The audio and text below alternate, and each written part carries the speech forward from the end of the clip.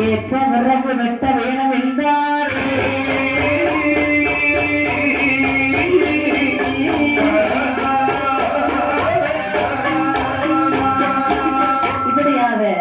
சங்கரனார் உருவானதை எழுதுகின்றார்கள். சண்முகநாதனுடைய உருவை எழுதினார்கள். இந்த நாட உருவதை எழுதுகின்றார்கள். இறைவனாருடைய உருவை எழுதினார்கள். சந்திரனாருடைய உருவதை எழுதுகின்றார்கள். சரி அம்மா சடையனாருடைய உருவதை எழுதுகின்றார்கள். அம்மா மூலம் முதல் பொருளை மொக்கனாகிய கணபதியினுடைய உருவை எழுதினார்கள். சரி பூத்தோட உருவதை எழுதுகின்றார்கள். அம்மா அந்த ஆலிவர்ணம் கோபால கண்ணனுடைய உருவை எழுதினார்கள். சரி சட்டவான பூத்தோட உருவதை எழுதுகின்றார்கள். சேத்திரகால பூதத்துடைய உருவானதை எழுதினார்கள்.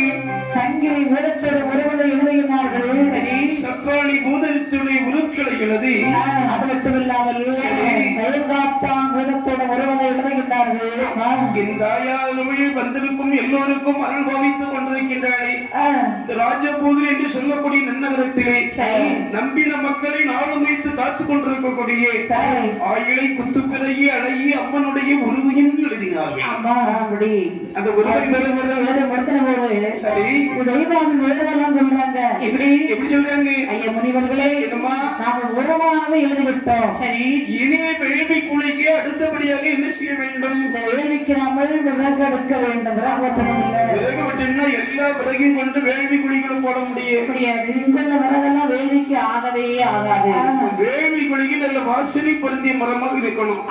சரி ஒண்ணும் இல்லை இந்த மேக்கமாறு போகுவோம். போனா மேக்க ஏகப்பட்ட மலைகள் இருக்கு. மலைகள்ல வாசனை பொருந்திய மலைகளில் மரங்களை பார்க்கலாம். சரி போக போக மரங்களை பார்த்து பார்த்து போகும். போகலாமா அப்படின்னு சொல்லி தெய்வாதி வேத கோவந்தாக சேர்த்து அப்படியே இந்த விறகெடுக்க வேண்டும் என்று சொல்லி நேர மலைவழியை ஏறி வருகின்றார்கள். எப்படிமா வருகின்றார்கள்? மலை வழி ஏறி வந்து என்ன என்ன மரத்தையில கண்டவர்களுக்கு தெரியுமா? எந்த மரத்தை என்றார்கள்? எந்த மரத்தை கழித்தார்கள்? அத்தியத்தே ஆகாது வருகின்றார்கள்.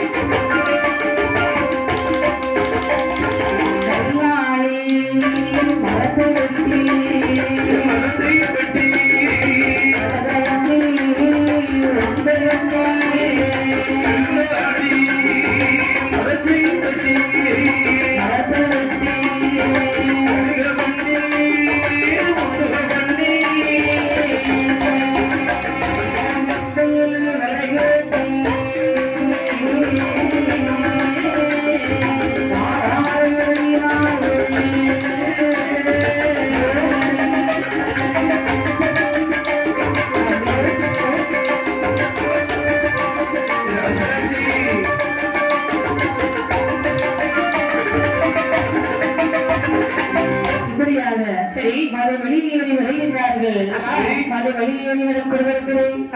பெரிய அத்திமரத்தை கண்ட அன்னை